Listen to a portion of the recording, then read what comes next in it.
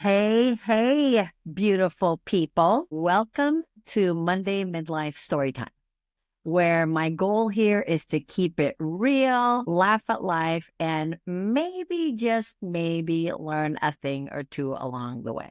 So, let me tell you a little story. Let me first set the scene.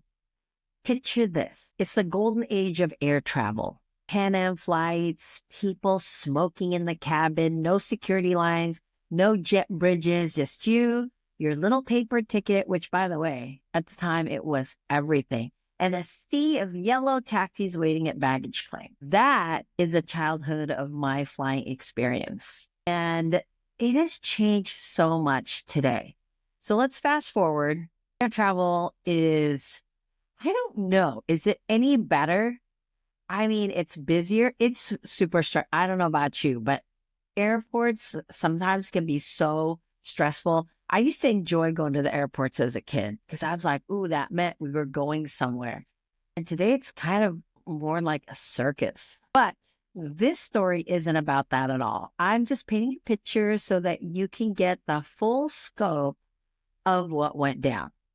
So the trip begins and the chaos ensues. Recently, my husband and I took a sweet little vacation and we landed our destination. And like any midlife Gen Xer in 2025, we figure we'll just grab an Uber or a Lyft. Simple, right? No, wrong. This is why, because neither of us have the app. Now, why don't we have the app? Because usually we're with people who already have it and someone always magically handles it, or we visit places where friends or family just scoop us up. But this time it was just us. So I download Uber and try to order a ride, just like anybody travels, right? Well, denied. Okay, weird, but no big deal. So I just try again, and then I get another denial. So my husband's like, I got this, and downloads the app on his phone. 15 minutes later, he gets denied. And at this point, the crowd around us, other tired travelers waiting for the ride, is thinning out. And let me tell you, my anxiety starts to creep in. But we think, okay, maybe it's just Uber. Maybe let's try Lyft. Denied again. Husband tries, denied. Now, here's where it gets really fun. In the midst of this denial from Uber and Lyft, our bank freezes our account for suspicious activity because apparently trying to get a ride is fraudulent. So now it's just the two of us standing there. Our bank account is locked, zero access to funds, and every single rideshare option is giving us a cold shoulder, and I'm in full panic mode. My husband, being the genius that he is, says, you know what, let's just get a cab. They take cash. Great idea.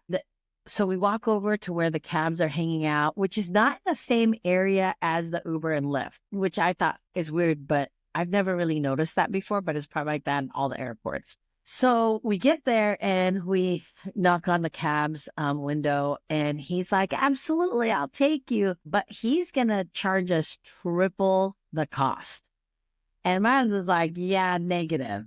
So at this point, I think, okay, I'm going to call one of my adult children because that's just a great option. And let's be real, Gen Z, or I don't know if she's a Gen Z or millennial. I don't know. She's 29, saves the day every time. So I explained to her the situation and she's like, Mom, I got this. I'll just order you a Lyft from my account. So I'm sitting there, what? You can do that? I am genuinely shocked that she can be in another state and order me an Uber. And I'm like, great, that sounds amazing. So finally, we make it to our Airbnb, traumatized, exhausted, and swearing we will never attempt Uber or Lyft again. Because this is our new plan. We're going to walk everywhere. And lucky for us, our Airbnb is within walking distance of all the restaurants and activities. So problem solved. Until we're thinking like, man, it'd be nice to have groceries. Because those Airbnbs are like other people's homes. And so there's full on kitchen and fridge. So I'm like, you know what? On the way here, I spotted a Trader Joe's and I love Trader Joe's. So I'm thinking close enough, but not close enough for us to walk. But I just kind of let it go. And the next day, after our morning routine of stretching and meditation, because, we're still trying to recover from the travel trauma, I decide I'm going to be brave and try Lyft one more time. And success. Oh my gosh, we get a ride, no issues, no denial, no fraud alerts. We get in the car and the driver's super nice, making small talk, asking us what brought us to town. So I tell her about, why we're here. And then I proceed to tell her about our airport ordeal. And that's when she drops the bomb. She's looking at me through her rearview mirror and she's like, oh yeah, I can see why no one picked you up. And I was like, what? What do you mean? I'm confused. And I asked her, well, why?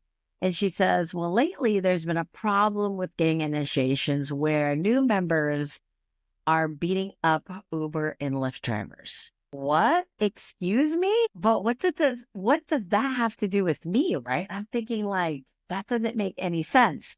Then she looks at me and she asks, is Wonderful your real name? Which usually when I get that question, I get really proud because I'm thinking, yeah, it's so unique. It's an adjective, it's a fun word. And I'm like, yeah. And she shakes her head and goes, well, first of all, your name sounds fake.